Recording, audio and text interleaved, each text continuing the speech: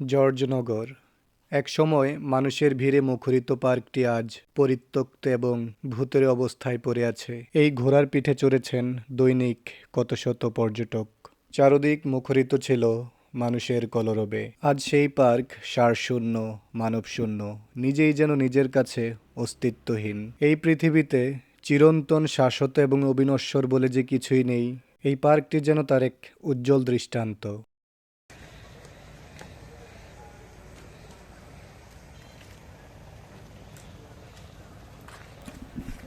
সাধারণত প্রাকৃতিক অথবা প্রায় প্রাকৃতিক অবস্থায় রক্ষিত একটি সংরক্ষিত অঞ্চলকে আমরা পার্ক বলি।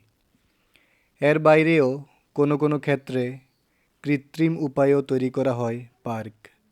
পার্ক হিসেবে চিহ্নিত করার পর অনেক সময় পার্কে বিভিন্ন প্রকার গাছপালা রোপণ করা হয়।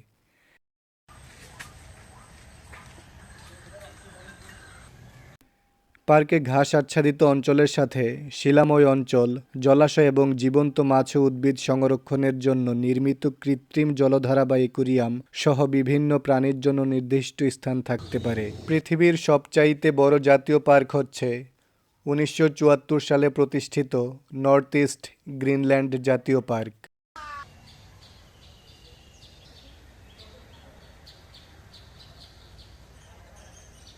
মোহনপুর পর্যটন কেন্দ্র হওয়ার পূর্ব পর্যন্ত এই জর্জনগরের ঐতিহাসিক পার্কটি ছিল মতলব উত্তরের পর্যটকদের প্রধান আকর্ষণের কেন্দ্রবিন্দু।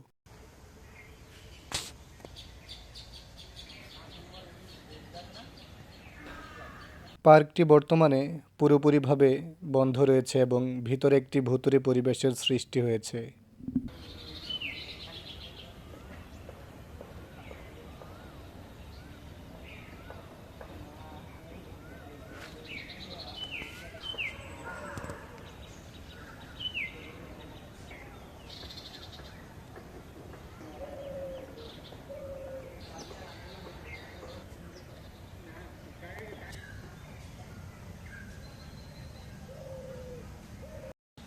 সামনে যে ভবনটি দেখতে পাচ্ছেন এটা হচ্ছে চাঁদপুর জেলার একমাত্র বৃদ্ধাশ্রম।